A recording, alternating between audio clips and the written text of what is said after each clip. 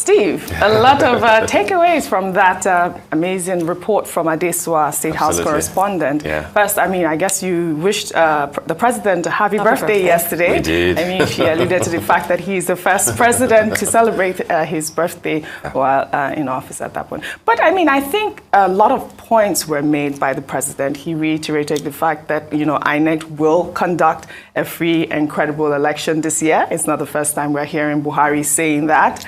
But as we know, only recently the Labour Party chairman was, you know, he raised alarm talking about the fact that the Labour Party may not actually conduct a credible election because of all of the killings and the attacks. We're, you know, hoping to see that we're not going to see this type of violence, you know, come February 2023. Steve. Well, I mean, Oji, I think there are two important things. The symbolism of what happened and then the essence of what the president said there.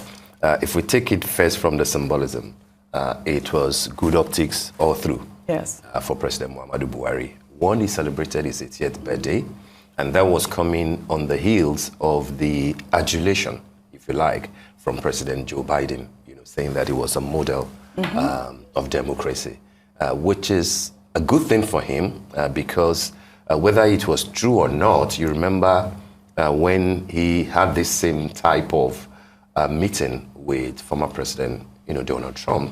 There were insinuations as to how, you know, Trump, the impression that Donald Trump had of him, you know, the lifelessness of the body and things that we couldn't substantiate.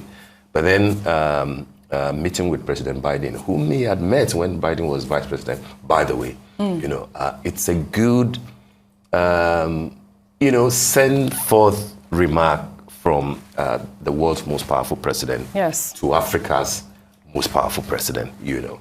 And I think that Buhari will return to Nigeria feeling cool and feeling fulfilled, you know. The other part of the symbolism of what happened after the whole U.S. African Leaders Forum thing is the fact that the president now chose to engage with Nigerians. You know, first with the United States Peace Institute, you know, and then having a town hall that was different from all the sort of controversies that we've been hearing about town halls and one-on-one interviews. And the key symbolism that you take away from there is the fact that at the U.S. Peace Institute, he sat one-on-one, spoke extempore, and answered questions that were posed at him as a sitting president of Nigeria. And I think that that will be instructive at a time that people are saying, how are things done properly? What constitutes propriety when a sitting president or an aspiring president is trying to speak to people at a town hall? I think without raising any issues, without, you know, jumping up and down, President Muhammadu Buhari has just shown it by what he did at the Institute and the town hall meetings, different, you know, that he had with Nigeria. So I think that he will return back to base, you know, feeling fulfilled, having engaged with people. And he can say that, yes, I am not perfect, but I think that I've given it my best shot. Yes. You know, and that should be good enough. So whoever would take over from him should at least find one area to emulate him. By the way, you remember that when he went to Chatham House, you know, after delivering his own speech, he, you know, fielded questions directly and answered them in toto by himself. You know, so again, at 80, he had done a similar thing, not in the UK this time around, but in the US, which is remarkable, it's commendable, and should serve as an example to all Nigerians who might be wondering as to what constitutes a town hall.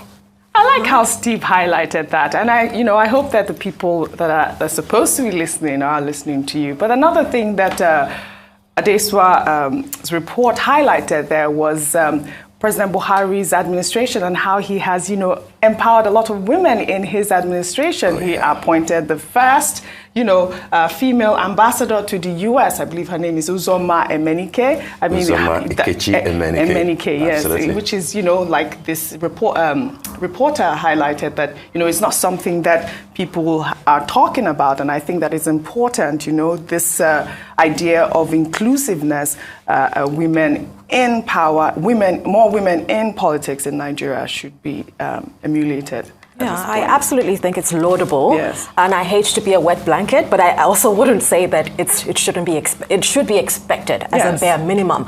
It shouldn't be a round of applause for appointing a woman. It should be, everyone is doing what they should be doing. Yes. And it's good to see, of course, there are women who are also coming up to the stage in terms of having the right qualifications, having the voice to be up there. So as opposed to just appointing women for the sake of doing that, these are actually women who fit the seat. And that's absolutely quite exemplary. With what Steve was mentioning earlier in terms of, the president also getting feedback from President Joe Biden. Yes, that's so refreshing and reinvigorating for President Buhari as well, because he will bring all of that energy back to, and we're already seeing that even pre the return, and hopefully, like you mentioned yesterday, his legacy should be that of a fair transition democratically into the next dispensation.